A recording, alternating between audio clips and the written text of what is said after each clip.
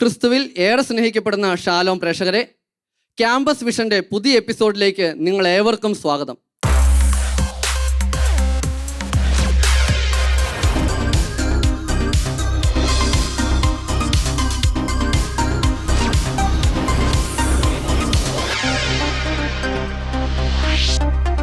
ഇന്ന് നമ്മൾ എത്തിച്ചേർന്നിരിക്കുന്നത് കണ്ണൂർ ജില്ലയിലെ Angadikkadavu Don Bosco arts and science കോളേജിലാണ്. SDB സഭയുടെ കീഴിൽ 1994 കണ്ണൂർ ജില്ലയിലെ അങ്ങാടിക്കടവിൽ സ്ഥാപിതമായ Don Bosco arts and science കോളേജിലാണ് ഷാലോം ക്യാമ്പസ് വിഷൻ ടീം പുതിയൊരു സബ്ജക്റ്റുമായി തുറന്ന ചർച്ചയ്ക്കായി എത്തി നിൽക്കുന്നത്. കണ്ണൂർ യൂണിവേഴ്സിറ്റിയിലെ ആദ്യത്തെ NAAC അക്രഡിറ്റഡ് സെൽഫ് ഫിനാൻസിംഗ് കോളേജായ ഡോൺ ബോസ്കോ ഇന്ന് നിരവധി UG, PG കോഴ്സുകൾ വാഗ്ദാനം ചെയ്യുന്നുണ്ട്. വെർച്യു ആൻഡ് എക്സലൻസ് എന്ന മോട്ടോയിൽ വിശ്വസിക്കുന്ന ഡോൺ ബോസ്കോ കോളേജ് തൊഴിലധിഷ്ഠിത വിദ്യാഭ്യാസത്തിനും കുട്ടികളുടെ ക്യാരക്ടർ ഫോർമേഷനും മുൻതൂക്കം നൽകുന്ന ഒരു കലാലയം കൂടിയാണ്.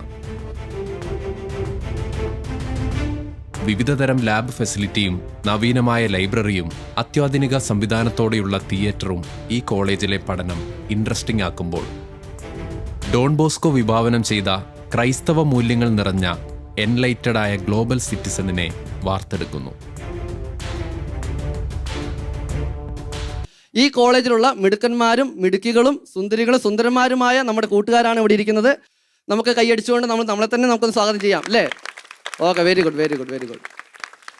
ഇന്ന് നമ്മൾ കൈകാര്യം ചെയ്യാൻ പോകുന്ന വിഷയം സോഷ്യൽ മീഡിയയിലെ അപകടങ്ങളും ചതിക്കുഴികളെയും പറ്റിയാണ്.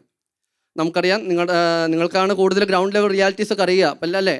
നമ്മുടെ പ്രായത്തിലുള്ള പലരും സോഷ്യൽ മീഡിയ വഴിയുള്ള പല ട്രാപ്പുകളിലും പെട്ടിട്ടൊക്കെ ഉണ്ട്. അപ്പോൾ അതിനെക്കുറിച്ചാണ് നമ്മൾ ഇന്ന് കൂടുതലായിട്ട് ചർച്ച ചെയ്യാൻ പോകുന്നത്.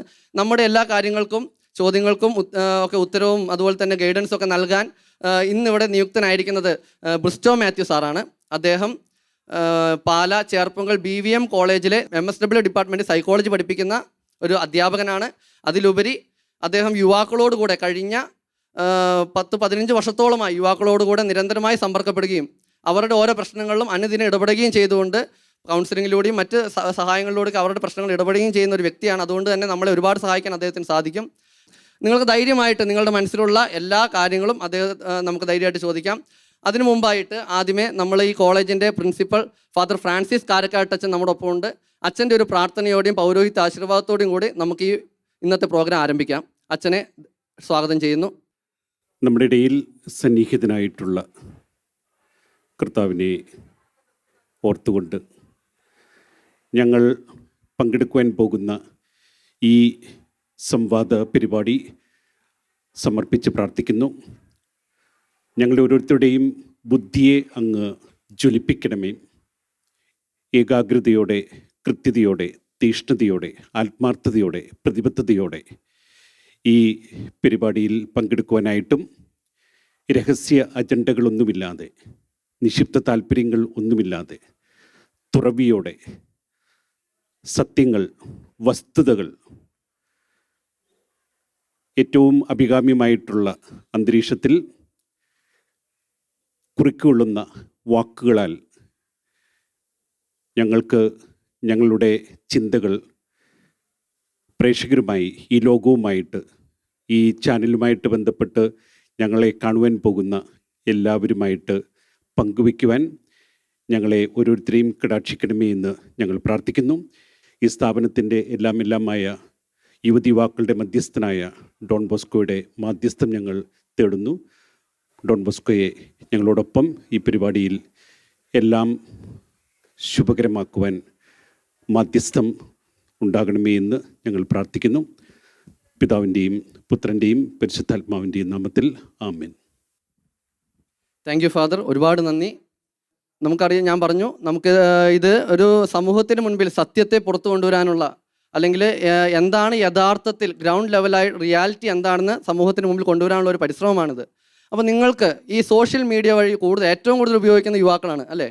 ഈ കാലഘട്ടത്തിൽ യുവാക്കളാണ് ഏറ്റവും കൂടുതൽ ഉപയോഗിച്ചുകൊണ്ടിരുന്നത്. അപ്പോൾ നിങ്ങളുടെ ഈ പ്രായത്തിൽ നിങ്ങൾ കണ്ടുവന്നിട്ടുള്ള സോഷ്യൽ മീഡിയയിലെ ട്രാപ്പുകളെക്കുറിച്ചോ ചതിക്കുഴികളെക്കുറിച്ചോ നിങ്ങൾക്ക് എന്താണ് കൂടുതലായിട്ട് പറയാനോ ചോദിക്കാനുള്ളത്?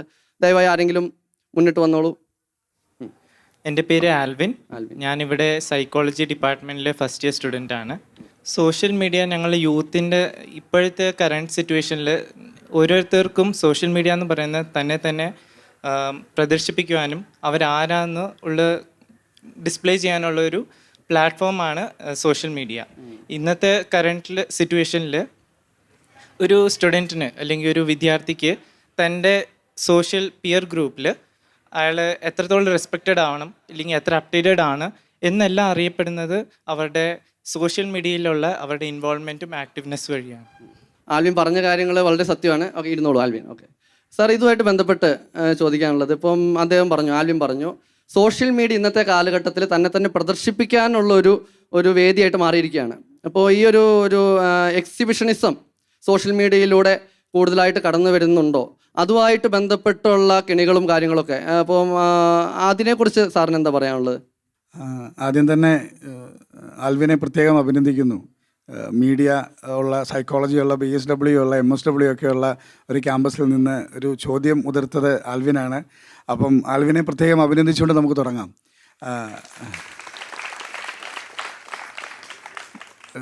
സോഷ്യൽ മീഡിയ മൊത്തത്തിൽ ചതിക്കുഴിയാണെന്ന് പറയുക വയ്യ. സോഷ്യൽ മീഡിയ കൊണ്ട് ധാരാളം പ്രയോജനങ്ങൾ ആധുനിക കാലഘട്ടത്തിലുണ്ട്. ആർട്ടിഫിഷ്യൽ ഇൻ്റലിജൻസ് അതിൻ്റെ ഏറ്റവും മനോഹരമായ രീതിയിൽ അത് വർക്ക് ചെയ്യുന്നൊരു കാലഘട്ടമാണത്. പണ്ടൊരു അസൈൻമെൻറ്റ് വെക്കണമെങ്കിൽ ഗൂഗിളൊക്കെ തപ്പണം. ഇപ്പം ChatGPT പറഞ്ഞാൽ അപ്പം തന്നെ കിട്ടും. അപ്പോൾ ടെക്നോളജിയും ടെക്നിക്കാലിറ്റിയോടും നോ പറയേണ്ട ആവശ്യമുണ്ടെന്ന് ഞാൻ കരുതുന്നില്ല. പക്ഷേ ഇത് എങ്ങനെ എപ്രകാരം നമ്മൾ ഉപയോഗിക്കുന്നു എന്നതിനാലാണ് ഇതെല്ലാം പ്രശ്നങ്ങളും ഇതെല്ലാം നന്മയുമായിട്ട് മാറുന്നത്. അപ്പോൾ അതുകൊണ്ട് സോഷ്യൽ മീഡിയ മൊത്തത്തിൽ നോ എന്ന് പറയാൻ പറ്റില്ല. പിന്നെ ആൽവിൻ പറഞ്ഞതുപോലെ ഇതിനകത്തൊരു എക്സിബിഷനിസം ഉണ്ട്, അതുപോലെ തന്നെ ഇതിനകത്തൊരു പീപ്പിങ്ങും ഉണ്ട്, ഒരു ഒളിഞ്ഞു നോട്ടം കൂടെ ഉണ്ട് ഇതിനകത്ത്. ഈ ഫേസ്ബുക്ക് വരുന്നതിന് മുമ്പ് ഉണ്ടായിരുന്നൊരു സംവിധാനമാണ് ഓർക്കുട്ട്. ആരുടെയും ഓർമ്മയിലുണ്ടോ? ഓർക്കുട്ട് ഉണ്ടായിരുന്നു. ഓർക്കുട്ടിൻ്റെ പ്രത്യേകത എന്താണെന്ന് പറഞ്ഞാൽ, ഇപ്പം നമ്മുടെ പ്രൊഫൈൽ ഒരാൾ കയറി നോക്കിയാൽ നമുക്ക് മനസ്സിലാവും ആരൊക്കെ അതിനകത്ത് കയറി നോക്കി എന്നുള്ളത് നമുക്ക് മനസ്സിലാകും. ആ സമയത്താണ് ഫേസ്ബുക്ക് വന്നത്. ഫേസ്ബുക്കിൻ്റെ പ്രത്യേകത എന്താണെന്ന് പറഞ്ഞാൽ, ഇത് ആർക്ക് വേണമെങ്കിലും കയറാം, നമുക്ക് മനസ്സിലാവണമെന്ന് നിർബന്ധമില്ലായിരുന്നു. ഇത് വന്ന സമയത്ത് അതിൻ്റെ സെറ്റിങ്സ് അങ്ങനെയായിരുന്നു. അപ്പോൾ അതിനർത്ഥം എന്താണെന്ന് പറഞ്ഞാൽ, ഇതൊരു സ്വകാര്യമായ ആനന്ദത്തിൻ്റെ ഒരു ലോകമാണ്. ഇതൊരു സോളിറ്ററി അവസ്ഥയാണ്. ആ സോളിറ്ററി അവസ്ഥ കൊണ്ടുള്ളൊരു ചെറിയൊരു പ്രശ്നം എന്താണെന്ന് പറഞ്ഞാൽ, പ്രകൃതിയോടും സമൂഹത്തോടും മാതാപിതാക്കളോടും സഹപാഠികളോടും സഹപ്രവർത്തകരോടും ഒക്കെ ഇടപഴകേണ്ട സമയത്തിൻ്റെ നല്ലൊരു ശതമാനം നമ്മൾ ഈ സോഷ്യൽ മീഡിയയിലേക്ക് പോവുകയാണ്. അപ്പോൾ അങ്ങനെ പോകുമ്പോഴൊരു കുഴപ്പം എന്താണെന്ന് പറഞ്ഞാൽ, ഇപ്പോൾ ഒരു പുസ്തകം നമ്മൾ വായിക്കുകയാണെന്ന് കരുതുക. ഒരു പുസ്തകം വായിക്കുമ്പോൾ അത് കഥയായാലും നോവലായാലും അതിലെ കഥയും കഥാപാത്രങ്ങളൊക്കെ നമ്മുടെ മനസ്സിലേക്ക് കിടക്കും. വാട്സപ്പ് വഴി, ഇൻസ്റ്റാഗ്രാം വഴി, സോഷ്യൽ മീഡിയ വഴി ആയിരക്കണക്കിന് മെസ്സേജുകൾ വന്നു പോകുന്നുണ്ട്, നമ്മൾ പലതും വായിക്കുന്നുണ്ട്. ഇത് കൃത്യമായിട്ട് ആരെങ്കിലും ഓർത്തിരിക്കുന്നുണ്ടോ? ഓർത്തിരിക്കുന്നില്ല. അത് വന്ന് ഇങ്ങനെ പൊയ്ക്കൊണ്ടിരിക്കുകയാണ്. ഇപ്പോൾ ഉദാഹരണത്തിന്, ഇപ്പോൾ അദ്ദേഹത്തിൻ്റെ പേര് ഷിബിൻ സക്രിയാസ് എന്നാണ്. അദ്ദേഹം ധാരാളം വാട്സപ്പ് ഗ്രൂപ്പുകളിലൊക്കെ ഉള്ള ഒരാളാണെന്ന് കരുതുക. അദ്ദേഹം അടുത്ത ദിവസം മരിച്ചു പോയി എന്ന് കരുതുക. വീണ്ടും ഈ ഗ്രൂപ്പിൽ മെസ്സേജ് വന്നുകൊണ്ടേയിരിക്കും. അദ്ദേഹം അറിയുന്നില്ല. പലപ്പോഴും ഈ മെസ്സേജിൻ്റെ എല്ലാം പ്രത്യേകത, ഇതിങ്ങനെ നമുക്ക് കിട്ടുന്നു, നമ്മൾ വായിച്ച് നോക്കിയില്ല, നമ്മളിങ്ങനെ ഫോർവേഡ് ചെയ്യുന്നു, അടുത്തയാളും ഫോർവേഡ് ചെയ്യുന്നു. ഇതിങ്ങനെ അങ്ങനെ പോകുന്നു എന്നുള്ളതേ ഉള്ളൂ. ഇതിനൊരു നിയതമായ ഗുണമുണ്ടെന്ന് നമുക്ക് പറയുക വയ്യ. പക്ഷേ അതിൻ്റെ നന്മ നമുക്ക് നഷ്ടപ്പെടുത്താതെ തന്നെ അതിലെ കെണികളെക്കുറിച്ച് നമ്മൾ അറിയുകയും വേണം. ഇതാണ് ആകെ മൊത്തത്തിൽ സോഷ്യൽ മീഡിയയെക്കുറിച്ചുള്ള അതിൻ്റെ അപകടങ്ങളെക്കുറിച്ചല്ല അതിൻ്റെ നന്മകളെക്കുറിച്ചുള്ള ഇൻട്രഡക്ഷൻ ആയിട്ട് നമുക്ക് പറയാൻ സാധിക്കുന്ന ഇതാണ്. ഓക്കെ, നമുക്ക് ഇതുമായിട്ട് ബന്ധപ്പെട്ട് നമുക്ക് ചോദ്യമായിട്ട്, നിങ്ങളുടെ സംശയമായിട്ട് ആർക്കെങ്കിലും എന്തെങ്കിലും പറയാനുണ്ടോ? എൻ്റെ പേര് ഉണ്ണിമായ. ഞാൻ MCJ സ്റ്റുഡൻ്റ് ആണ്. Okay okay, very good. ഒരു സൈഡ് ഇപ്പോഴും സോഷ്യൽ മീഡിയനെ ഭയക്കുന്നുണ്ട്. കാരണം എല്ലാവരും, എൻ്റെ അഭിപ്രായത്തിൽ ഭൂരിപക്ഷ ആൾക്കാരും സോഷ്യൽ മീഡിയയിൽ ഇൻവോൾവ്ഡ് ആവുന്നുണ്ടെങ്കിലും എന്നാലും കുറച്ച് ഭൂരിഭാഗം ആൾക്കാരും ബാക്കിലോട്ട് വരുന്നുണ്ട്. അത് എൻ്റെ ഡിഗ്രി ലൈഫിൽ, എൻ്റെ കോളേജിൽ ഡിഗ്രിയിൽ മൊബൈൽ ഫോൺ അലൗഡ് അല്ല.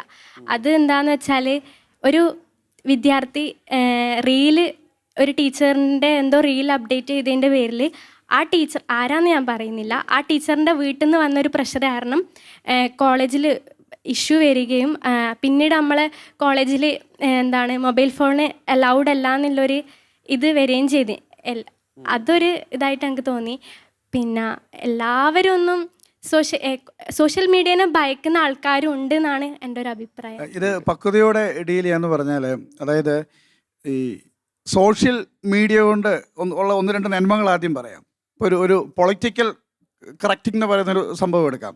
ഇപ്പോൾ ചില സ്ഥലങ്ങളിലൊക്കെ പോയി കഴിഞ്ഞാൽ പഴയ പോലെയല്ല, ഈ വലിയ തരികടലൊന്നും ആൾക്കാർ കാണിക്കില്ല. അവർക്ക് ഭയമാണ് ഇത് ആരെങ്കിലും റെക്കോർഡ് ചെയ്ത് എവിടെയും ഇടുമോ എന്നുള്ളത്. അല്ലെങ്കിൽ ഇപ്പോൾ ഒരു ഫോൺ വിളിക്കുമ്പോൾ തന്നെ വളരെ വിജിലൻ്റ് ആണ്, അത് അപ്പുറത്ത് റെക്കോർഡ് ചെയ്യുന്നുണ്ടോ എന്നൊക്കെ നോക്കും. അപ്പോൾ അതുകൊണ്ട് ചില സാമൂഹികപരമായിട്ടുള്ള ചില തിന്മകൾക്കൊരു കൂച്ചുവിലങ്ങിടങ്ങ് ഇടാൻ സോഷ്യൽ മീഡിയയ്ക്ക് സാധിക്കുന്നുണ്ടെന്ന് നമുക്ക് സമ്മതിക്കേണ്ടി വരും. പക്ഷേ മറുവശത്ത് ഇത് ആയിരക്കണക്കിന് ലക്ഷക്കണക്കിന് യുവതി യുവാക്കന്മാരുടെ സെൽഫ് എസ്റ്റീമിനെ തകർത്ത് കളയുന്നുമുണ്ട്. കഴിഞ്ഞ വർഷം തന്നെ സോഷ്യൽ മീഡിയയിലൂടെ സൈബർ ബുള്ളിങ്ങിൻ്റെ പ്രശ്നത്തിലൂടെ ആത്മഹത്യ ചെയ്ത യുവതി യുവാക്കന്മാരുടെ എണ്ണം കേരളത്തിൽ തന്നെ ഏതാണ്ട് 40-ലധികമാണ് നമുക്ക് അറിയാവുന്നത്. അറിയാത്തത് എത്രത്തോളമായിരിക്കും. അതെങ്ങനെയാണ് സംഭവിക്കുന്നതെന്ന് പറയാം. അതായത് ഇപ്പോൾ നമ്മളെല്ലാവരും, ഇപ്പോൾ ഞാൻ ഡിലിനോട് ചോദിക്കുകയാണ്, നീ നിൻ്റെ മനസാക്ഷി അനുസരിച്ചാണോ ജീവിക്കുന്നത്? ആണോ? മനസാക്ഷി അനുസരിച്ചല്ലേ ജീവിക്കുന്നത്? സാറ് ചോദിച്ച ചോദ്യം എന്നെ കൺഫ്യൂസ് ആക്കുന്ന ഒരു ചോദ്യമാണ്. അത് വളരെ സിമ്പിൾ ക്വസ്റ്റ്യൻ ആണ്. നീ നിന്റെ മനസാക്ഷി അനുസരിച്ചാണോ ജീവിക്കുന്നത്? പൂർണ്ണമായും അല്ല. അല്ല. അല്ല. ഓക്കെ, അപ്പോൾ നീ എന്തനുസരിച്ചാണ് ജീവിക്കുന്നത്? അതായത് ഇപ്പം എന്നെ സംബന്ധിച്ച് പറയാൻ, എന്നെ അല്ല, ഈ ഒരു ജനറേഷനിലുള്ള ആരെ സംബന്ധിച്ച് പറയാനാണെങ്കിലും, പണ്ട് ഈ സോഷ്യൽ മീഡിയ വരുന്നതിന് മുമ്പായിരുന്നുവെങ്കിൽ നമുക്ക് മനസാക്ഷി അതേപോലെയുള്ള കാര്യങ്ങൾക്ക് പ്രയോറിറ്റി കൊടുത്ത് ജീവിക്കായിരുന്നു. പക്ഷേ ഇന്ന് സോഷ്യൽ മീഡിയയിൽ ഒരാൾ എന്ത് ചെയ്യുന്നോ അവൻ അത് ചെയ്തു, അല്ലെങ്കിൽ അവൾ അത് ചെയ്തു, എന്നാൽ എനിക്കും അത് ചെയ്യണം. ഒരുപക്ഷെ മനസാക്ഷി നോ പറഞ്ഞാലും നമ്മൾ അതിലേക്ക് എടുത്ത് ചാടുകയാണ്. ആ ഒരു സിറ്റുവേഷനാണ് ഇന്നത്തെ തലമുറയിലുള്ളത്. Okay, thank you Dinil. ഡിനിലിരുന്നു. ഇത് ഞാൻ പറയുന്നതിനേക്കാൾ കുറച്ച് നല്ലത് നിങ്ങളിൽ ഉള്ള ഒരാൾ പറയുന്നതാണെന്ന് എനിക്ക് തോന്നി. അപ്പോൾ അവൻ പറയുന്നത് അവൻ്റെ മനസാക്ഷി അനുസരിച്ചല്ല അവന് ജീവിക്കുന്നത്. മനസാക്ഷി അനുസരിച്ച് ജീവിക്കാൻ അവന് പറ്റുന്നില്ല. കാരണം മെജോറിറ്റിയുടെ ഒപ്പീനിയൻ അനുസരിച്ച് അവൻ ജീവിച്ച് പോകേണ്ട സാഹചര്യമാണ് വരുന്നത്. ദാറ്റ് മീൻസ് അവൻ്റെ സെൽഫ് എസ്റ്റീം എന്ന് പറയുന്ന സാധനം കുറഞ്ഞു വരികയാണ്. ഇനി മനസാക്ഷി അനുസരിച്ചാണ് ജീവിക്കുന്നതെന്ന് ഒരാൾ പറഞ്ഞെന്ന് തന്നെ കരുതുക, അതും 100% ശരിയാണെന്ന് പറയാൻ പറ്റില്ല. കാരണം ഇപ്പോൾ ആത്മഹത്യ ചെയ്യുന്ന ഇഷ്ടം പോലെ ആൾക്കാരുണ്ട്. അവരെല്ലാം അവരുടെ മനസാക്ഷി അനുസരിച്ചിട്ടാണ് ഈ കാര്യങ്ങളെല്ലാം ചെയ്തത്. അപ്പോൾ ഈ മനസാക്ഷി എങ്ങനെ രൂപപ്പെടുന്നു എന്നുള്ളതൊരു വലിയ ഫാക്ടറാണ്. എങ്ങനെയാണ് നമ്മുടെ മനസാക്ഷി രൂപപ്പെടുന്നത്? നമ്മുടെ മനസാക്ഷി രൂപപ്പെടുന്നത് പാരമ്പര്യമായി മാതാപിതാക്കൾ വഴി ജനറ്റിക്കലി നമുക്ക് കിട്ടുന്ന പ്രത്യേകതകളോടുകൂടി നമ്മൾ കാണുകയും സഹവസിക്കുകയും ഇടപഴകുകയും അറിയുകയും ചെയ്യുന്ന കാര്യങ്ങളും കൂടി സ്വാധീനിക്കപ്പെട്ടിട്ടാണ് നമ്മുടെ മനസാക്ഷി ഉണ്ടാകുക. അപ്പോൾ അങ്ങനെ ഉണ്ടാകുന്ന മനസാക്ഷി ഇന്ന് ചെറുപ്പക്കാരുടെ സെൽഫ് എസ്റ്റീമിനെ തകർത്തിട്ട് പെട്ടെന്ന് റിയാക്ട് ചെയ്യുക, പെട്ടെന്ന് ആത്മഹത്യ ചെയ്യുക, പെട്ടെന്ന് ബ്രേക്കപ്പ് ആകുക, പെട്ടെന്ന് പുതിയ റിലേഷൻഷിപ്പ് തുടങ്ങുക, പെട്ടെന്ന് ഡേറ്റിങ്ങിലേക്ക് പോവുക, പെട്ടെന്ന് സിറ്റുവേഷൻഷിപ്പിലേക്ക് പോവുക. അതൊക്കെ എന്താണെന്ന് അറിയാമല്ലോ അല്ലേ? ഞാനൊരു കോളേജിൽ പഠിപ്പിക്കുന്നതുകൊണ്ട് എനിക്കും അറിയാം. വളരെ പെട്ടെന്ന് പലരുടെ ബെസ്റ്റി ആകുക. ഇതൊന്നും ഡിനിൽ തന്നെ പറഞ്ഞു. നിങ്ങളുടെ കൂട്ടത്തിലുള്ള ഒരാൾ പറഞ്ഞു മനസാക്ഷി അനുസരിച്ചല്ല ചെയ്യുന്നതെന്ന് പറഞ്ഞു. ഇനി മനസാക്ഷി അനുസരിച്ചാണെങ്കിലും മെജോറിറ്റിയുടെ ഒപ്പീനിയൻ അനുസരിച്ച് കാര്യങ്ങൾ പോവുകയാണ്. ഇപ്പം മെജോറിറ്റിയുടെ ഒപ്പീനിയൻ്റെ പ്രത്യേകത ഞാൻ പെട്ടെന്നൊരു സംഭവം പറയാം. നിങ്ങൾ അതിനൊരു മറുപടിയും കൂടെ പറയാം. ചെറിയൊരു സ്റ്റോറി എന്ന് വേണേൽ പറയാം. അതായത് ഒരു റെയിൽവേ ട്രാക്ക്, ആ റെയിൽവേ ട്രാക്കിൽ കൃത്യമായിട്ട് എഴുതി വെച്ചിട്ടുണ്ട്, ഇത് അപകടം പിടിച്ച പാത, ശ്രദ്ധിക്കുക. പിന്നെ നമ്മുടെ തലയൊട്ടിയുടെ പടമൊക്കെ അതിനകത്ത് വെച്ചിട്ടുണ്ട്. ഇപ്പുറത്ത് വേറൊരു റെയിൽവേ ട്രാക്ക് ഉണ്ട്, അതിങ്ങനെ കാട് പിടിച്ച് കിടക്കുക. ഓക്കെ, അപ്പോൾ നിങ്ങളുടെ കയ്യിൽ ഒരു റിമോട്ട് കൺട്രോളുണ്ട്. നിങ്ങളുടെ കയ്യിൽ എന്തുണ്ട്? റിമോട്ട് കൺട്രോളുണ്ട്. ഈ റിമോട്ട് കൺട്രോൾ കൊണ്ട് നിങ്ങൾക്ക് ചെയ്യാൻ പറ്റുന്ന കാര്യം ട്രെയിനിൻ്റെ ട്രാക്ക് മാറ്റാം. അത്ര ചെയ്യാൻ പറ്റുള്ളൂ. The only function that we could do with remote control എന്ന് പറഞ്ഞാൽ ട്രെയിനിൻ്റെ ട്രാക്ക് മാറ്റാം. ട്രെയിൻ നിർത്താൻ പറ്റില്ല, വേറെ ഒന്നും ചെയ്യാൻ പറ്റില്ല, ട്രെയിനിൻ്റെ ട്രാക്ക് മാറ്റാം. ഓക്കെ, മനസ്സിലാവുന്നുണ്ടല്ലോ അല്ലേ? ഓക്കെ, അപ്പോൾ ഈ അപകടം പിടിച്ച ട്രാക്കിൽ 10 കുട്ടികൾ കളിച്ചുകൊണ്ടിരിക്കുകയാണ്. 10 കുട്ടികൾ അപകടം പിടിച്ച ട്രാക്കിൽ ഇങ്ങനെ കളിച്ചുകൊണ്ടിരിക്കുന്നു. അപ്പുറത്തെ ട്രാക്കിൽ ഒരു കുട്ടി കളിച്ചുകൊണ്ടിരിക്കുന്നു, ഒരു കുട്ടി തനിച്ച് കളിച്ചുകൊണ്ടിരിക്കുന്നു. മുന്നറിയിപ്പുള്ള ട്രാക്കിൽ 10 കുട്ടികൾ കളിച്ചുകൊണ്ടിരിക്കുന്ന ട്രാക്കിലേക്ക് ഒരു ട്രെയിൻ വളരെ സ്പീഡിൽ ഇങ്ങനെ വന്നുകൊണ്ടിരിക്കുകയാണ്. അപ്പുറത്തെ ട്രാക്കിൽ ഒരു കുട്ടിയേ ഉള്ളൂ. നിങ്ങളുടെ കയ്യിൽ റിമോട്ട് കൺട്രോൾ ഉണ്ട്, നിങ്ങൾ എന്ത് ചെയ്യും? അതാണ് ക്വസ്റ്റ്യൻ. എന്ത് ചെയ്യും? മൈക്ക് ആരുടെയിലും ഇല്ലേ? ഞാനാണെങ്കിൽ ആ റിമോട്ട് ഉപയോഗിച്ചിട്ട് ട്രാക്ക് മാറ്റും. അപ്പോൾ ഒരു കുട്ടിയെ കൊല്ലം മരിക്കുന്നുള്ളൂ, 10 പേരെ രക്ഷപ്പെടുത്താം. അങ്ങനത്തെയാണ് ജനറൽ ആയിട്ട് ഒരാൾ തിങ്ക് ആക്കുക. ആ, കുഴപ്പമില്ല, അങ്ങനെ തിങ്ക് ആക്കിക്കോ. Okay, that's fine. അതൊരു ഉത്തരമാണ്. ഈ ഉത്തരത്തോട് യോജിക്കുന്നവരൊക്കെ ഒന്ന് കൈവെക്കൂ. എല്ലാവരും ഓക്കെ ആണോ? അത് തന്നെയാണോ എൻ്റെ ഒരു ആൻസർ? അല്ല എന്ന് പറയുന്നത്? ഞാൻ ഒന്നും കൂടി പറയാം. പറഞ്ഞോ. 1 2 എത്ര എണ്ണാലും പറയാം. ഞാൻ ട്രാക്ക് മാറ്റൂല. മാറ്റൂലേ? കാരണം എന്താ വെച്ചാല് അവിടെ ഓൾറെഡി ബോർഡില്ല അപകടം പിടിച്ചെന്ന് പറഞ്ഞിട്ട് പിന്നെന്തിനോട് അവിടെ പോയത്? താനല്ലേ ആദ്യമേ പറഞ്ഞത് അല്ല, ജനറൽ ട്രാക്ക് രണ്ട് ഉത്തരവുണ്ട് ഞാൻ പറഞ്ഞു. 2 ഉത്തരവുണ്ട്. അപ്പോൾ originally what's your name? Anjali. അഞ്ജലിയുടെ കയ്യിൽ റിമോട്ട് കൺട്രോൾ ഉണ്ട്. ജനറൽ ആയിട്ട് അഞ്ജലി പറയണ്ട, അഞ്ജലിയുടെ റിമോട്ട് കൺട്രോൾ ഉണ്ട്. ട്രെയിൻ വന്നുകൊണ്ടിരിക്കുകയാണ്. പേഴ്സണലി ആ റിമോട്ട് കൺട്രോൾ ഉപയോഗിച്ച് മാറ്റൂല. അഞ്ജലി ട്രാക്ക് മാറ്റൂല. ദാറ്റ് മീൻസ് 10 കുട്ടികളുള്ള ട്രാക്കിലൂടെ ട്രെയിൻ പൊക്കോട്ടെ, അവർ കൊല്ലപ്പെട്ടോട്ടെ എന്നാണ് അഞ്ജലി പറയുന്നത്. അതെ, ഇരിക്കൂ അഞ്ജലി. Thank you. വേറെ ആരും ഇവിടെ എന്തോ പറഞ്ഞു? എല്ലാവരും അഞ്ജലിയോട് യോജിക്കുന്നുണ്ടോ? എൻ്റെ പേര് ഗോപിക, ഞാൻ BSW സെക്കൻഡ് ഇയർ പഠിക്കുകയാണ്. ഒരാളെ കൊന്നാൽ കൊലക്കേസല്ലേ? 10 മരിക്കുന്നില്ലേ നല്ലേ? അപ്പോൾ കൊലക്കേസിന്റെ ആനുപാതികം അനുസരിച്ച് ഞാൻ മാറ്റൂല, 10 മരിച്ചോട്ടെ. അത് തന്നെയല്ലേ ഇവിടെയും പറഞ്ഞത്. അത് തന്നെയാണ് അഞ്ജലിയും പറഞ്ഞത്. ഒരാളെ മാത്രം കൊന്നാൽ കൊലക്കേസ് വരൂലേ? ഒരു കൊലക്കേസിന്റെ പ്രശ്നമല്ല, താങ്കൾ ട്രാക്ക് മാറ്റുമില്ല എന്നുള്ളത് മാത്രമാണ് ഇല്ല, ഞാൻ പ്രശ്നം. മാറ്റൂല, മരിച്ചോട്ടെ, പ്രശ്നമില്ല. Okay, thank U Gopika. Thank you Gopika. Okay, അപ്പോൾ ഗോപിക അഞ്ജലിയെ സപ്പോർട്ട് ചെയ്യുന്നു, അവര് ട്രാക്ക് മാറ്റുന്നില്ല. ഓക്കെ, ഇനി എന്തെങ്കിലും ഉത്തരങ്ങളുണ്ടോ ഇതല്ലാതെ? ഓക്കെ, ആ, അവിടെ മൈക്കോൾ. അത് കൊലക്കേസാണ് ഗോപിക. പറയൂ, പേര് പറയൂ. എൻ്റെ പേര് ഫാത്തിമ നിത. ഞാൻ BSc ആർട്ടിഫിഷ്യൽ ഇൻ്റലിജൻസിലെ ഫസ്റ്റ് ഇയർ സ്റ്റുഡൻ്റ് ആണ്. ഇവിടെ ഇപ്പം ഞാനായിരുന്നെങ്കിൽ ആ റിമോട്ട് എറിഞ്ഞ് ഉടക്കുകയോ ചെയ്യൂ. കാരണം ഞാൻ ആ സ്വിച്ച് ഞെക്കി ട്രെയിൻ ട്രാക്ക് മാറ്റി ഒരാളെ കൊല്ലും. ഞാൻ സോഷ്യൽ മീഡിയയുടെ മുമ്പിൽ ഞാനായിരിക്കും പ്രതി. അഥവാ ട്രാക്ക് മാറ്റിയില്ലെങ്കിൽ 10 ആളെ കൊന്നതിന്റെ പേരിൽ ഞാൻ തന്നെയായിരിക്കും പ്രതി. ഫാത്തിമ, ഇത് നമുക്ക് അങ്ങനെ വലിയ പ്രശ്നമുള്ള കഥയല്ല, അത് കഥ മാത്രമാണ്. അപ്പോൾ 2 രീതിയിലായ താങ്കളാണ് റിമോട്ട് എറിഞ്ഞ് ഉടയ്ക്കും. Okay, thank you Fathima. Any other answers? Fathima വളരെ ഒരു ഒബ്സർവേഷൻ സ്കില്ലുള്ള ആളാണ്, അതുകൊണ്ടാണ് പറഞ്ഞത് കഥയിലൂടെയുള്ള ആ ചെറിയ ട്രാപ്പിനെ പോലും ഫാത്തിമ വിജിലൻ്റ് ആയിട്ട് നേരിടാൻ തയ്യാറാവുന്നു എന്നുള്ളതാണ് അതിൻ്റെ അർത്ഥം. പറയൂ, വാട്ട്സ് യുവർ ഒപ്പീനിയൻ? എൻ്റെ പേര് സൂസൻ, ഞാൻ BSW ഫസ്റ്റ് ഇയർ പഠിക്കുന്നു. Okay Susan. അപ്പോൾ എനിക്ക് ഇങ്ങനെ ഒരു സാഹചര്യം ഉണ്ടായാൽ ഞാനാകെ ടെൻഷനിലായിരിക്കും. കാരണം ഞാൻ ഏത് രീതി ചിന്തിച്ചാലും മരണം സംഭവിക്കും അല്ലേ? ഒരു ജീവനായാലും 10 ജീവനായാലും ജീവൻ തന്നെയാണ്. ജീവൻ തന്നെയാണ്. സൂസൻ എന്ത് ചെയ്യും? ഞാനൊന്നും ചെയ്യാൻ സാധ്യതയില്ല. ദൈവമേ രക്ഷിക്കണേ, എങ്ങനെയെങ്കിലും ഒന്ന് പ്രാർത്ഥിക്കും. ഓക്കെ, സൂസൻ പ്രാർത്ഥിക്കും. Thank you Susan. വേറെ ആർക്കെങ്കിലും എന്തെങ്കിലും ഉത്തരവുണ്ടോ? ആൽവിൻ. ഞാൻ ഈ സിറ്റുവേഷനിലാണെങ്കിൽ ഉറപ്പായിട്ടും ഒരു കുട്ടിക്ക് മാത്രം അപകടം സാധിക്കുന്ന രീതിയിലായിരിക്കും ആക്ട് ചെയ്യുക. കാരണം 10 പേരെ രക്ഷപ്പെടും. ഈ 10 പേർക്ക് മുന്നിൽ പോയി ഒരുപാട് പേരെ സഹായിക്കാനും ഈ ഗ്ലോബലി എല്ലാവർക്കും ഒരു ഹെൽപ്പ് ചെയ്യാൻ വേണ്ടി സാധിക്കും. Okay Alvin, thank you. അതായത് ഒരു ഹ്യൂമാനിറ്റേറിയൻ കൺസെപ്റ്റിൽ ആൽവിൻ പറഞ്ഞ ഒരു ആൻസർ ശരിയാണ്. കാരണം 10 പേരുടെ ജീവൻ രക്ഷപ്പെടുത്താം. പക്ഷേ അഞ്ജലി അല്ലേ അത് അവിടെ ഉണ്ടായിരുന്നത്? അഞ്ജലി പറഞ്ഞതാണ് അതിൻ്റെ ഒരു ശരിയായിട്ടുള്ള ഒരു ഉത്തരം. കാരണം അഞ്ജലി അറിഞ്ഞോ അറിയാതെ ഒരു കാര്യം പറഞ്ഞു. അവിടെ എഴുതി വെച്ചിട്ടുണ്ട് അത് അപകടം പിടിച്ച ബോർഡാണെന്ന് എഴുതി വെച്ചിട്ടുണ്ട്. അത് അറിഞ്ഞുകൊണ്ടും 10 കുട്ടികൾ അവിടെ കയറി കളിച്ച് അപകടം ക്ഷണിച്ചു വരുത്തുകയാണ്. ഇപ്പുറത്തെ ട്രാക്കിൽ പ്രശ്നമൊന്നുമില്ല. ദാറ്റ് മീൻസ് പ്രശ്നമൊന്നുമില്ലാത്ത ട്രാക്കിൽ ഇരിക്കുന്ന നിരപരാധിയായ ഒരാളെ തട്ടിക്കളഞ്ഞാലും കുഴപ്പമില്ല, 10 പേരെ രക്ഷപ്പെടുത്താം എന്നുള്ളതാണ് ഒരു കറൻറ്റ് ഒരു ജനറേഷൻ്റെ, അല്ലെങ്കിൽ അതൊരു ഹ്യൂമാനിറ്റേറിയൻ തോട്ടും കൂടെ ഉണ്ട് ചിന്ത. പക്ഷേ അഞ്ജലി പറഞ്ഞതാണ് ശരി ഉത്തരം. കാരണം ഒരു തെറ്റും ചെയ്യാത്ത ഒരാളെ നശിപ്പിക്കുന്നതിലും കുറച്ചും കൂടി കാവ്യ നീതി അഞ്ജലി പറയുന്നത് അവർ അനുസരണയില്ലാതെ നിന്നുകൊണ്ടല്ലേ എന്നാണ് പറയുന്നത്. വേണമെങ്കിൽ അവർക്ക് ആ അപകടം ഒഴിവാക്കാം. അതാണ് അതിൻ്റെ ശരിയായിട്ടുള്ളൊരു ഉത്തരം. ഇത് എന്തുകൊണ്ടാണ് ഈ ഒരു 1 ലൈൻ സ്റ്റോറി ഇവിടെ വർക്കൗട്ട് ആവുന്നത് എങ്ങനെയാണെന്ന് ഞാൻ റിലേറ്റ് ചെയ്യാം. മെജോറിറ്റി ഒരു കാര്യം ചെയ്യുന്നു എന്നതുകൊണ്ട് അത് ശരിയായിരിക്കണമെന്ന് യാതൊരു നിർബന്ധമില്ല. മെജോറിറ്റി ഇഷ്ടം പോലെ കാര്യങ്ങൾ ചെയ്യുന്നുണ്ട്, അതുകൊണ്ട് അത് ശരിയായിരിക്കണം നിർബന്ധമില്ല.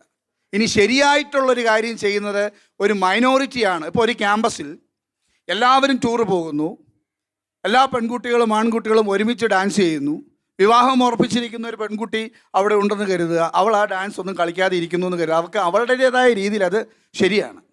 അവൾ പക്ഷെ ഒറ്റയ്ക്കായിരിക്കാം, പക്ഷെ ആ ശരിയായിരിക്കും ലോങ് റണ്ണിൽ സക്സസ് ആകുക.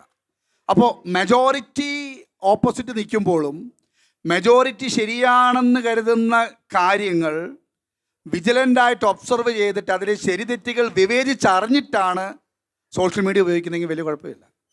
അങ്ങനെയല്ല ഉപയോഗിക്കുന്നതെങ്കിൽ അത് നിങ്ങളുടെ മനസാക്ഷിയെ മലിനപ്പെടുത്തും, നിങ്ങളുടെ ഡിസിഷൻ മേക്കിംഗ് സ്കില്ലിനെ അത് നശിപ്പിച്ച് കളയും. ഇപ്പോൾ എനിക്കറിയാവുന്നൊരു ഫാമിലി ഉണ്ട്. അവർ എന്നോട് പറയുകയാണ്, അവർ 1 മാസമായിട്ട് പ്രാർത്ഥിച്ചുകൊണ്ടിരിക്കുകയാണെന്ന്. എന്തിനാണെന്ന് ചോദിച്ചു, ഫേസ്ബുക്കിൽ പ്രൊഫൈൽ പിക്ചർ ഏതാ ഇടണ്ടേന്നുള്ളത് ആലോചിച്ചുകൊണ്ടിരിക്കുകയാണെന്ന്. അത്രയധികം അഡിക്റ്റീവായിട്ടുള്ള ആൾക്കാരുണ്ട്. ഒരല്പം കളറ് കുറവുള്ള ആൾക്കാർ എങ്ങനെയെല്ലാം മുഖം എഡിറ്റ് ചെയ്യാവോ അങ്ങനെയെല്ലാം എഡിറ്റ് ചെയ്തിട്ട് ഇതിനകത്ത് ഇടുവാണ്. പലപ്പോഴും ഈ പെണ്ണ് കാണലിനൊക്കെ പോകുമ്പോൾ പലരും പറഞ്ഞിട്ടുണ്ട്, ഫേസ്ബുക്കിലും അല്ലെങ്കിൽ ഈ മാട്രിമോണിയൽ സൈറ്റിലൊക്കെ ഫോട്ടോ കണ്ടിട്ട് ഇഷ്ടപ്പെട്ട് അവിടെ ചെല്ലുമ്പം ഒറിജിനലും ഇതും തമ്മിൽ യാതൊരു കണക്ഷനും ഇല്ല. അപ്പോൾ സെൽഫ് എസ്റ്റീമിനെ വളരെ മോശമായ രീതിയിൽ ഈ സംഭവം സ്വാധീനിക്കുന്നുണ്ടെന്നും കൂടെ ഒരു അർത്ഥമുണ്ട്. എന്നതുകൊണ്ട് ഈ സംഭവം ഉപയോഗിക്കാതെ നമുക്കിനി ജീവിക്കാൻ അതും ബുദ്ധിമുട്ടാണ്. ഈ സോഷ്യൽ മീഡിയ ആയിട്ട് തന്നെ കണക്റ്റഡ് ആണ് ഇപ്പോൾ ഈ ചാനലും ഷൂട്ടിങ്ങും എല്ലാം. ഇപ്പോൾ ഇതിൻ്റെ വീഡിയോ, ഇതിൻ്റെ പ്രൊമോ, ഇതിൻ്റെ സീൻസ് എല്ലാം യൂട്യൂബിലിടും, ചിലപ്പോൾ ഫേസ്ബുക്കിലിടും. അപ്പോൾ നമുക്കത് വേണ്ടെന്ന് പറയാൻ പറ്റില്ല. അപ്പോൾ നമ്മുടെ ചുറ്റുപാട് ഇതെല്ലാം ഉണ്ട്. അതിൽ നിന്ന് നല്ലത് മാത്രം പിക്ക് ചെയ്യാനുള്ള വിവേകത്തിലേക്ക് നമ്മൾ വളരണം. നിങ്ങൾ വളരണം. നിങ്ങൾ വളർന്നാൽ നിങ്ങളുടെ മക്കളും വളരും. നിങ്ങൾ വളരാനുള്ള എഫേർട്ട് നിങ്ങൾ പഠിക്കുന്ന കോഴ്സുമായിട്ട്, ഇപ്പോൾ സൈക്കോളജി പഠിക്കുന്ന ആൾക്കാരുണ്ട് അല്ലേ? സൈക്കോളജി പഠിക്കുന്ന ആൾക്കാർ എന്താണെങ്കിലും കോഗ്നിറ്റീവ് ബിഹേവിയർ തെറാപ്പിയെക്കുറിച്ചൊക്കെ പഠിക്കും അല്ലേ? അപ്പോൾ ഞാൻ നിങ്ങളോടൊരു കാര്യം ചോദിച്ചോട്ടെ. കള്ള് കുടിക്കുന്ന ഒരാൾ MSW കഴിഞ്ഞു, അയാൾ കള്ള് കുടിക്കുന്ന ഒരാളാണ്. അയാൾക്ക് നാളെ ഡി അഡിക്ഷൻ സെൻറ്ററിൽ പോയിട്ട് കുടി നിർത്തുന്ന കൗൺസിലിംഗ് കൊടുക്കാൻ അർഹതയുണ്ടോ? കള്ള് കുടിച്ചുകൊണ്ടിരിക്കുന്ന ഒരാൾക്ക് വേറൊരാളെ കള്ളുകൂടി നിർത്താൻ സഹായിക്കാൻ പറ്റുമോ? ക്യാമ്പസിൽ ഒരു അഫെയർ, വീടിനടുത്ത് വേറൊരു റിലേഷൻ, അങ്ങനെ 2 റിലേഷൻഷിപ്പ് പോകവേ വിവാഹം കഴിക്കുന്ന ഒരാൾക്ക് വേറൊരാളുടെ ഫാമിലി പ്രോബ്ലത്തിൽ ഇടപെടാൻ പറ്റുമോ? പറ്റില്ല. അപ്പോൾ ബേസിക്കലി ട്രെൻഡ് എന്താണെങ്കിലും മെജോറിറ്റി എന്താണെങ്കിലും സത്യമായിട്ടും സ്നേഹമായിട്ടും അത് ദൈവവുമായിട്ടും കണക്റ്റഡ് ആയിട്ട് തന്നെയാണ് ഇരിക്കുക.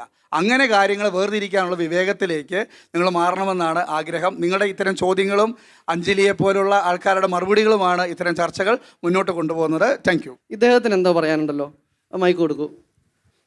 കൂടുതലായിട്ട് ഈ സോഷ്യൽ മീഡിയയിലെ കാര്യങ്ങളെക്കുറിച്ച് എന്താണ് പറയാനുള്ളത് ഒന്ന് പറയൂ. നമസ്കാരം, എൻ്റെ പേര് സഞ്ജന. ഞാനിവിടെ സൈക്കോളജി ഫസ്റ്റ് ഇയർ സ്റ്റുഡൻ്റാണ്. അപ്പോൾ സോഷ്യൽ മീഡിയയെ പറ്റി പറയാനുള്ളത് എഡിക്ഷനെ പറ്റി തന്നെയാണ്. കാരണം ഇന്നത്തെ കാലത്ത് സോഷ്യൽ മീഡിയ ഇല്ലാത്തൊരു ലൈഫ് ഞങ്ങൾക്കില്ല. കാരണം ഞങ്ങൾക്ക് മാത്രമല്ല, യൂത്തിന് പ്രത്യേകിച്ച്. അപ്പോൾ ഈ ഒരു ചതിക്കുഴികൾ, ഇപ്പോൾ സാറിനോട് ഒരു സജഷൻ പോലെ ചോദിക്കാനാണുള്ളത്. ഈ എഡിക്ഷൻ കുറക്കാൻ അല്ലെങ്കിൽ അതിനൊരു എന്താ പറയുക ഉപദേശം പോലെ ഒരു ആസ് എ സൈക്കോളജിസ്റ്റ് അല്ല സാറിന് എന്താ പറയാനുള്ളത്? അത് പറയാം. അത് സഞ്ജന ഇരിക്കൂ. സഞ്ജന, അതായത് ഈ അഡിക്ഷൻ കുറയ്ക്കാനുള്ളൊരു എളുപ്പ വഴി എന്ന് പറയുന്നത് വളരെ സിമ്പിളാണ്. നമുക്ക് ഇപ്പോൾ നിങ്ങളിങ്ങനെ സൈക്കോളജി ഇങ്ങനെയൊക്കെയുള്ള കുട്ടികളൊക്കെ ആയതുകൊണ്ട് ഞാൻ മറ്റു ചില കാര്യങ്ങളും കൂടെ പറയാം. ഇപ്പോൾ കൈപുണ്യം അങ്ങനൊരു സംഭവം ഉണ്ടോ ഇല്ലയോ? എന്താ നിങ്ങളുടെ അഭിപ്രായം? ഉണ്ടോ ഇല്ലയോ? ഉണ്ടെന്നാണ് പറയുന്നത്. ഉണ്ട്, ഉറപ്പാണോ? ഓക്കെ, കൈപുണ്യം ഉണ്ടെന്നാണ് പറയുക. ഇത് എവിടെ നിന്നാണ് കിട്ടുന്നത്? പേരൻസിൽ നിന്ന് കിട്ടുമോ? അപ്പോൾ ഓർഫൻസ് ആയിട്ടുള്ള ആൾക്കാർക്ക് കൈപുണ്യം ഉണ്ടായിക്കൂടെ? അവർക്കും പേരൻസ് ഉണ്ടാവുമല്ലോ അല്ലേ? ഓക്കെ, കൈപുണ്യം എന്ന് പറയുന്ന സംഭവം റിയലി ഉണ്ട്. അത് സയൻറ്റിഫിക് ആണോ അല്ലയോ എന്നുള്ളത് മനസ്സിലാക്കാൻ 1-2 കാര്യം പറയാം. ഇപ്പോൾ നിങ്ങളിവിടെ കുക്ക് ചെയ്യുന്ന ആൾക്കാരുണ്ട്, പെൺകുട്ടികൾ കുക്ക് ചെയ്യുന്നവരൊക്കെ ഇല്ലേ? ബോയ്സും കാണും അല്ലേ? ചിലർ ചമ്മന്തി ഉണ്ടാക്കിയാൽ ഭയങ്കര ടേസ്റ്റ് ആയിരിക്കും, ചിലരുണ്ടാക്കിയ വലിയ ടേസ്റ്റ് ഉണ്ടാവില്ല. എന്തായിരിക്കും അതിന് കാരണം? ഈ പറഞ്ഞ കൈപുണ്യമാണെന്ന് പറയാം അല്ലേ? അല്ല, ഒരു ഹോസ്പിറ്റലിൽ തന്നെ 2 ഡോക്ടേഴ്സ് ഉണ്ട്. 2 പേര് MBBS MD ലണ്ടനിൽ പോയിട്ട് പഠിച്ചിട്ടുള്ളവരാണ്. 2 പേര് ഒരേ കാര്യത്തിൽ എക്സ്പീരിയൻസ് ഉള്ള ആൾക്കാരാണ്. അതിൽ ഒരു ഡോക്ടറെ കാണാൻ ഭയങ്കര തിരക്കും, മറ്റു ഡോക്ടറെ കാണാൻ ആരുമില്ല. എന്തായിരിക്കാം അതിന് കാരണം? അപ്പോൾ നിങ്ങൾ എന്താ കാര്യം? ഒരേ എക്സ്പീരിയൻസ് ആണ്. 2 പേര് ഏതാണ്ട് ഒരേ സമയത്ത് തന്നെയാണ് ഹോസ്പിറ്റലിൽ ജോയിൻ ചെയ്തത്, ഒരേ കോഴ്സാണ് പഠിച്ചത്, ഒരേ രാജ്യത്താണ് പഠിച്ചത്. എന്തായിരിക്കും അതിന് കാരണം? വീണ്ടും പറയും കൈപുണ്യം എന്ന് പറയും. ബിഹേവിയർ ഒരു റീസണാണ്. ഇനി ബിഹേവിയറും കൈപുണ്യം എല്ലാം കൂടെ കൂട്ടിയിട്ടുള്ള ഈ സംവിധാനം, അദ്ദേഹം പറഞ്ഞതുപോലെ അത് പേരൻസിൽ നിന്നാണ് കിട്ടുന്നതെന്ന് പറയുന്ന ഉത്തരം ശരിയാണ്. അത് പേരൻസിൽ നിന്ന് മാത്രമല്ല കിട്ടുക. അതിനെ നമുക്ക് ഇതിനൊരു ജ്ഞാനം എന്ന് പറയും, ദൈവീക ജ്ഞാനം എന്ന് വേണമെങ്കിൽ നമുക്ക് അതിനെ വിശേഷിപ്പിക്കാം. ഈ ജ്ഞാനം ഉണ്ടാകുന്നത് എങ്ങനെയാണെന്ന് പറഞ്ഞാൽ, ഇപ്പോൾ ഒരു ഉദാഹരണം പറഞ്ഞാൽ പെട്ടെന്ന് പറയാം. ഈ 2019 ഞാൻ 2018 ഒരു 8-9 വർഷം ന്യൂസിലൻഡിലെ വെല്ലിംഗ്ടണിലായിരുന്നു വർക്ക് ചെയ്തുകൊണ്ടിരുന്നത്. അവിടെ ഈ സൈക്കാട്രിക് സെറ്റിങ്സിലായിരുന്നു.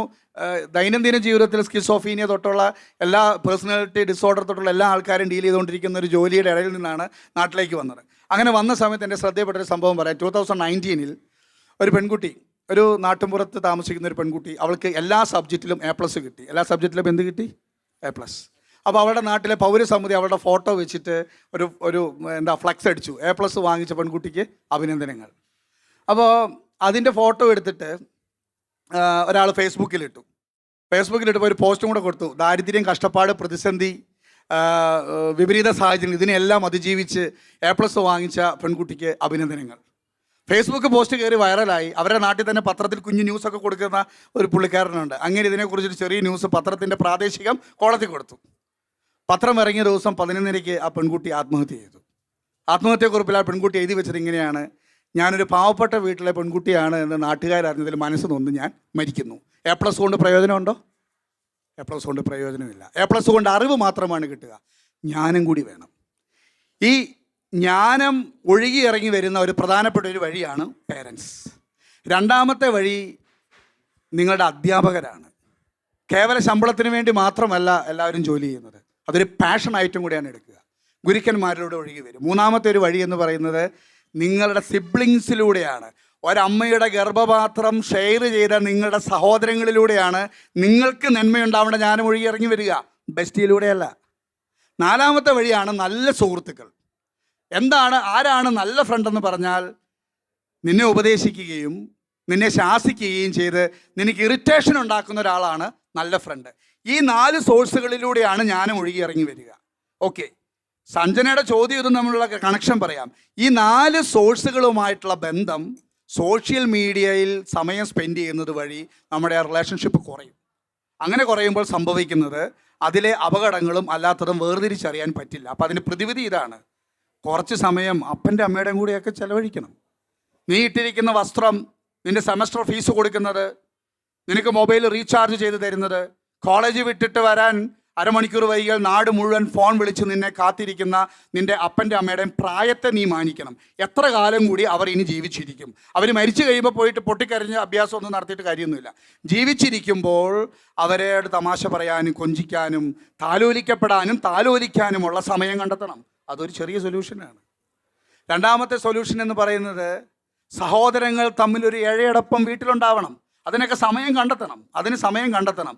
ഇങ്ങനെ അവനവൻ്റെ വ്യക്തിത്വത്തോട് ചേർത്ത് വെക്കാവുന്ന ഉത്തരവാദിത്തങ്ങൾ ചെയ്യുന്ന ഒരാൾക്ക് ഈ ഫോണിന് മുമ്പിൽ ഒരു പരിധിക്കുള്ളിരിക്കാൻ സമയം ഉണ്ടാവില്ല. കോളേജിൽ നിന്ന് വീട്ടിൽ ചെല്ലണം, ഒന്ന് കുളിച്ച് ഫ്രഷ് ആവണം, അമ്മയൊന്ന് സഹായിക്കണം, പപ്പയെ എന്തെങ്കിലും കാര്യത്തിലൊന്ന് ഹെൽപ്പ് ചെയ്യണം, അനിയന്മാരുണ്ടെങ്കിൽ ഹോംവർക്ക് ചെയ്യാനൊന്ന് സഹായിക്കണം, അവനവൻ്റെ ഡ്രസ്സൊക്കെ അലക്കുന്നതിൽ വലിയ തെറ്റൊന്നുമില്ല, അതൊന്ന് അയൺ ചെയ്ത് വെക്കണം. ഇത്രയും കാര്യങ്ങൾ നമ്മൾ ചെയ്യേണ്ടതാണ്. നമ്മൾ ചെയ്യുന്നുണ്ടെന്ന് ആലോചിച്ച് നോക്കണം. അപ്പോൾ ഇതൊക്കെ ഇതിന് വലിയ സൈക്കോളജിക്കൽ ഉത്തരങ്ങളൊന്നുമില്ല. അവനവൻ ചെയ്യേണ്ട ഉത്തരവാദിത്തങ്ങൾ പ്രോപ്പറായിട്ട് ചെയ്തിട്ട് 24 മണിക്കൂറിൽ 7 മണിക്കൂർ സമാധാനമായിട്ട് കിടന്നുറങ്ങിയാൽ ഈ പ്രശ്നം ഒന്നും ഉണ്ടാകുകയില്ല. ഇത് വളരെ സിമ്പിളാണ്. ഇത് ചെയ്യാനുള്ള ആർജവം നമ്മുടെ ഭാഗത്തുനിന്ന് ഉണ്ടാവണം. അത് ഈ പ്രായത്തിൽ ഉണ്ടായെങ്കിൽ മാത്രമേ നിങ്ങൾ വിവാഹിതരായി നിങ്ങൾക്ക് മക്കളുണ്ടാകുമ്പോൾ ഒരു നോർമൽ മെൻ്റൽ ഹെൽത്തുള്ള കുഞ്ഞുങ്ങളെ സ്വീകരിച്ചിട്ട് അവരെ വളർത്താൻ നിങ്ങൾക്ക് സാധിക്കുകയുള്ളൂ. അപ്പോൾ പ്രതിവിധി ഇതൊക്കെയാണ് സഞ്ജന. Okay, yes.